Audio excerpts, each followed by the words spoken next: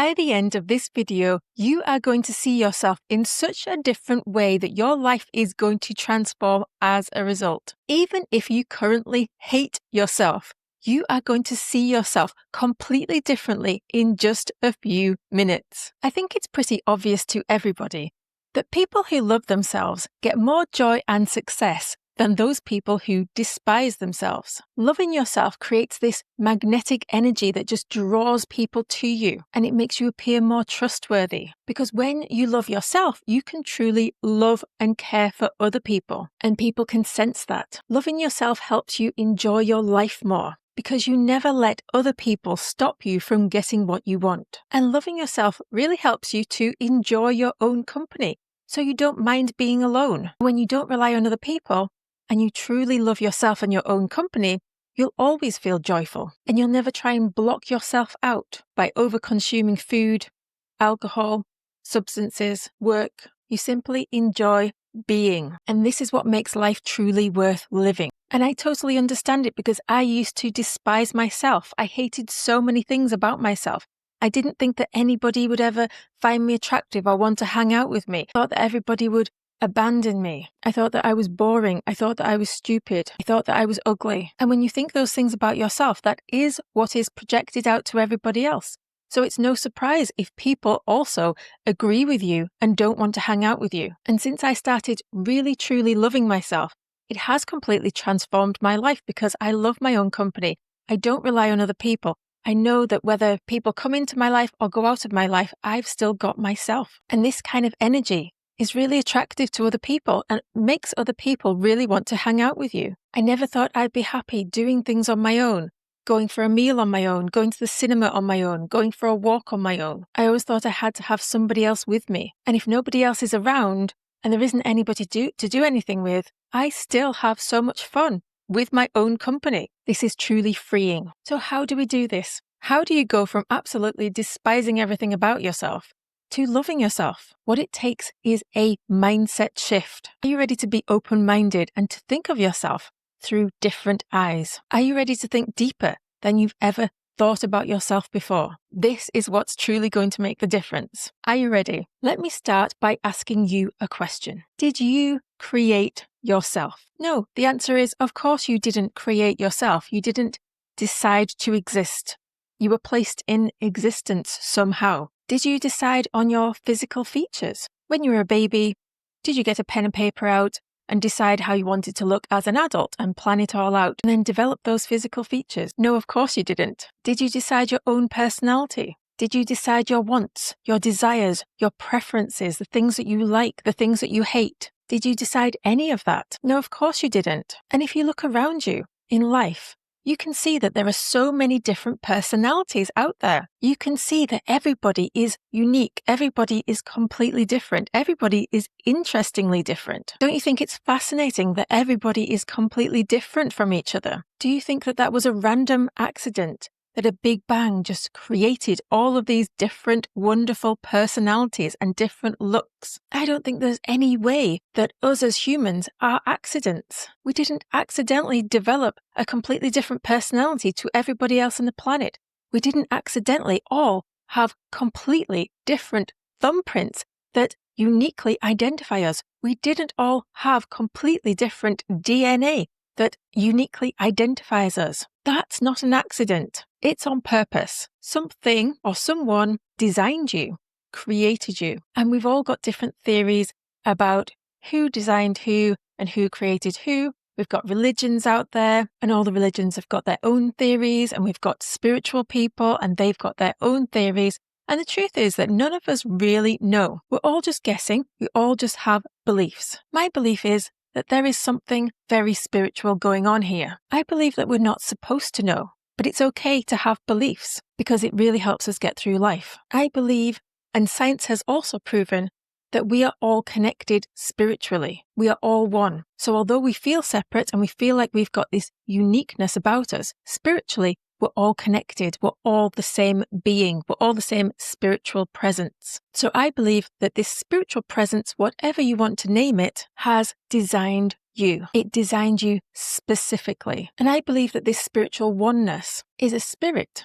and it can create anything it wants. And it doesn't just want to create things, it wants to experience the things that it has created. So it wants to create millions and billions of different individual people and then watch it all unfold. The interesting nature of life, the ups and the downs, and the explosions and the happiness and the joy and the sadness and the tears. It wants to be part of all that.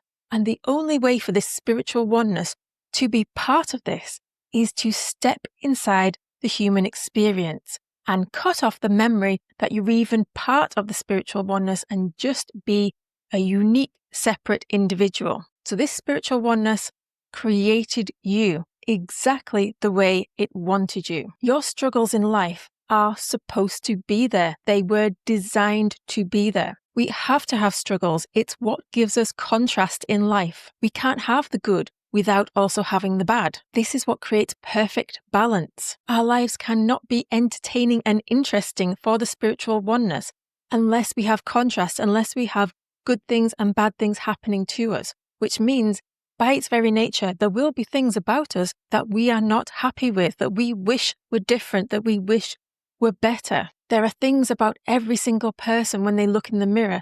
They wish that they saw somebody different. They wish they had different hair, different eyes, different skin, different weight. That is natural and normal and is supposed to be there. You are supposed to have things that you don't particularly like about yourself, about your physical attractiveness, and also about your personality. If you search inside yourself, there will be things that you like about yourself and things that you also don't like about yourself. It's supposed to be that way to keep you in balance. Humans are supposed to be infallible. So when you look at your bad features and your bad qualities that you've decided are bad and you've labeled as bad, instead of focusing on those entirely and thinking of yourself as a whole bad person because of these few physical features and a few mental features and personality features that you don't like about yourself. Think of those supposedly bad features as having been designed by the spiritual oneness. They are supposed to be there. They are what creates perfect balance in you. And I'm not saying you ever have to like the things that you dislike about yourself, but it's good to accept them. Once you accept those bad parts of you, you can then truly love yourself because you see that they are supposed to be there. Once you know that you are perfectly designed, good and bad, and everything is supposed to be exactly the way it is in you, you will never see that somebody else is better than you. Yes, they might have features that you wish you had, and that's part of being human. That's totally fine to think like that, but they're never better as a whole person.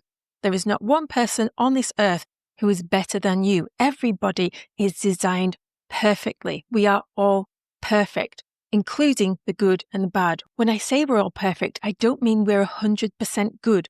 I don't mean that we 100% love everything about ourselves, every single feature. I mean the good and the bad is perfect. Bad can also be perfect because it's supposed to be there. And you can end up loving the parts of yourself that you now hate.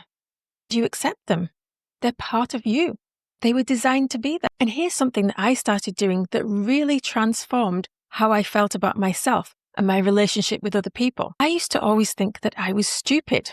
I really felt so dumb all the time. It was something I used to hide about myself. And I always ended up finding myself in a room full of very intellectual people. All my friends were very, very intellectual. And people closest to me in my life were intellectual. And I always felt like the dumbest person in the room by far. And I used to try and hide it. I was embarrassed of it. And people close to me would actually insult me. And they would call me names and they would call me stupid. And I'd hate them and I'd hate myself. And I wished that I didn't feel stupid. I wished I wasn't stupid. I knew I was stupid and I felt stupid. And if I said this to any of my loving friends, they would have said, of course you're not stupid. But this is how I felt. I felt like this because I felt like I was the stupidest person in the room compared to everybody around me. And nobody was going to talk me out of that. But then what I decided to do was I decided just to accept that about myself. I decided that I was just going to accept my opinion of myself, that I thought I was stupid. And I decided I was going to stop hiding it and stop being embarrassed about it and then just blow it up and shine a light on it and accept it as a part of myself. So I started highlighting it and telling people, I'm somebody who doesn't have a lot of common sense. I'm somebody who has a bad memory. I don't retain facts. I have tunnel vision. When I get interested in something, I go down a rabbit hole and to hell with all the general knowledge out there because I'm just not interested. And I used to tell people that this is my personality, this is who I am, and I accept it. I accept the way I am. I accept the way I was created. I accept the way that I get obsessed about different topics, and that's all I want to focus on is that topic because I enjoy it. I enjoy going down those rabbit holes, and I'm not interested in the news and whatever's going on out there. And people would tell me that I'm bad and I'm uninformed and I'm stupid and I'm ignorant for not caring what's going on in the world. No matter how much I wanted to care, I just didn't. So I embraced that side of me. People would tell me that I might have been selfish, but I didn't care because I decided that that was who I am and I loved myself anyway. And instead of just focusing on the things that I didn't like about myself, I also started focusing on the things that I did like about myself. So I would also highlight those and talk about my good qualities. So instead of telling people that I just wasn't interested in the things that they were interested in, I would tell them my good qualities in the same breath. I would say something like, well, I might be ditzy, but I've got a great organizational system, or I don't really have a passion for general knowledge.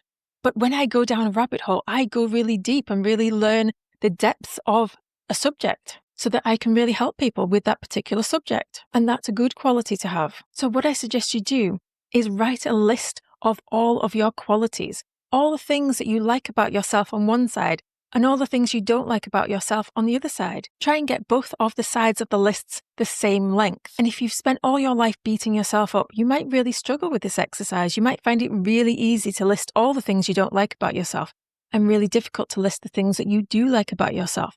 But take time over this. Search inside yourself. It's okay to say good things about yourself. It doesn't make you a conceited person. When you realize that you didn't design yourself, you didn't design your qualities, your good and your bad qualities, it's okay to take a step back and love the creation of yourself that somebody else created.